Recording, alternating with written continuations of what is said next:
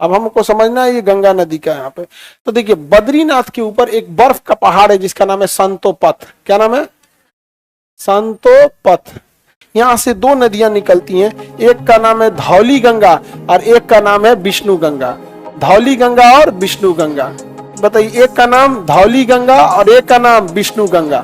धौली गंगा और विष्णु गंगा ये दोनों आपस में मिलती है, उस जगह का नाम है विष्णु प्रयाग। क्या नाम है? विष्णु प्रयाग। क्या नाम है?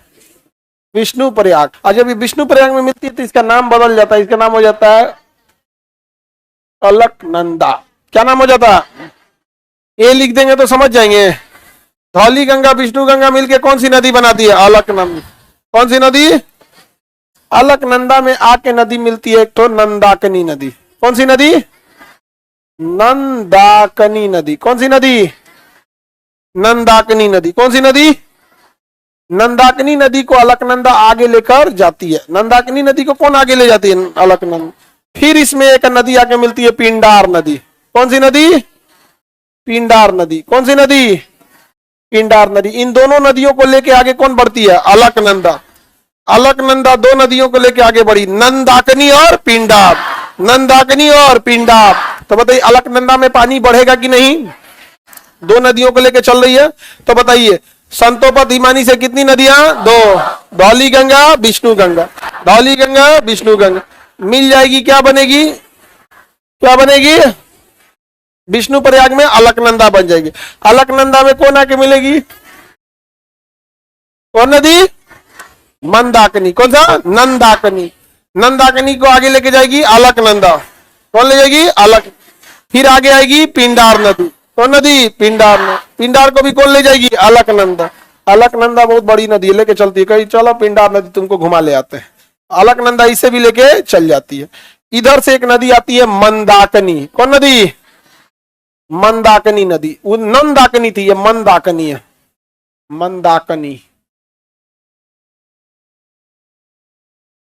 इधर से रहेगा कि इधर से रहेगा, मात्रा देख लेंगे। फिर कौन सी नदी आगे मिली? मंदाकिनी। कौन सी नदी? मंदाकिनी। अब बताओ अलकनंदा में पानी ज्यादा हो गया कम?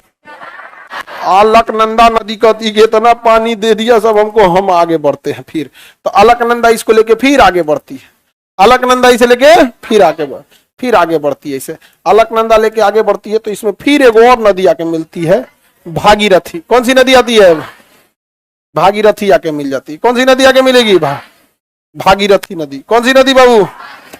भागीरथी। भागीरथी। कौन सी नदी? भागीरथी। अब देखिए ध्यान से, जहां नदियां मिलती हैं उस संगम के जगह को हम लोग कहते हैं प्रयाग। क्या कहेंगे? प्रयाग। ये जगह है आपका विष्णु प्रयाग। कौन जगह? कौन जगह? विष्णु। ये कहलाएगा नंद प्रयाग। क्या कहलाएगा? कौन प्रयाग? नंद प्रयाग। तो ये विष्णु प्रयाग, ये वाला नंद प्रयाग। ये कहलाएगा कर्ण प्रयाग। कौन सा प्रयाग? कर्ण प्रयाग। कौन सा प्रयाग? कर्ण प्रयाग।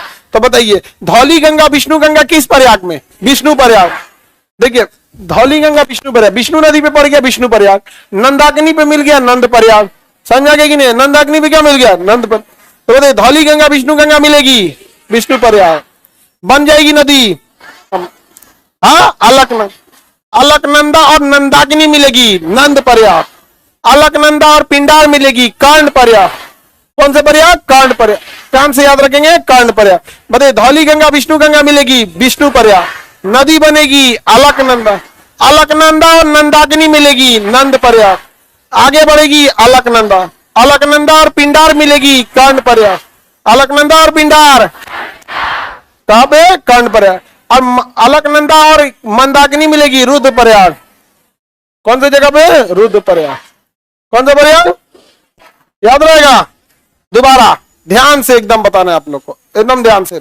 धौली गंगा विष्णु गंगा मिलेगी, नदी बनेगी अलकनंदा और नंदाकिनी। अलकनंदा और पिंडार कर्ण प्रयाग। कौन सा प्रयाग? कर्ण। अलकनंदा और मंदाकिनी रुद्र प्रयाग। अलकनंदा और मंदाकिनी रुद्र प्रयाग। कौन सा प्रयाग? अब अलकनंदा और भागीरथी देव प्रयाग। अलकनंदा और भागीरथी देव प्रयाग। अलकनंदा और भागीरथी, अलकनंदा और भागीरथी देव। 5 को प्रयाग मिलेगा, 1 2 3 4 5, इसे कहते हैं पंच प्रयाग। क्या कहेंगे? पंच प्रयाग में कितने प्रयाग? विष्णु प्रयाग, नंद प्रयाग, कर्ण प्रयाग, रुद्र प्रयाग, देव प्रयाग। याद रहेगा? हाँ, देव। अब देखिए इसमें सबसे बड़ी नदी कौन है? अलकनंदा। यही वजह है कि जब एक बड़ी नदी और एक छोटी नदी, दो नदियां आपस में मिलती है तो आगे किसका नाम जाएगा ये उसकी गहराई पे डिपेंड करता है। जैसे यहां तो मंदाकिनी और अलकनंदा दोनों मिली थी, लेकिन अगला नाम क्या आया? अलकनंदा। मंदाकिनी क्यों नहीं हुआ? जैसे गंगा और यमुना का संगम होता है तो यमुना खत्म हो जाती है, गंगा आगे बढ़ती है। तो ये डिपेंड करता है किसकी गहराई ज्यादा है। जो नदी की गहराई ज्यादा हो गई उसी को सीनियर माना जाता है और जूनियर को लेके चल जाता है। समझ में गया? अब जैसे यहाँ पे देखिए, यहाँ नंदाकिनी जूनियर थी तो अलकनंदा ले गई, पिंडार नदी जूनियर थी तो अलकनंदा ले गई, मंदाकिनी जूनियर थी अलकनंदा ले गए। अब जब यहाँ अलकनंदा पहुंचती है ना तो भागीरथी कहती है कि यहाँ जेठानी देवरानी ना, दोनों बराबर।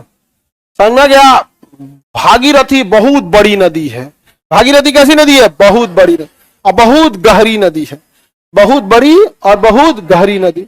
अब यहां भूगोल वेताओं में हो गया बवाल कि अगला नाम हम अलकनंदा दे कि अगला नाम भागीरथी दे। दोनों की गहराई सेम, दोनों की चौड़ाई लगभग बराबर, दोनों विशाल नदी। तो वहां पे बवाल हो गया।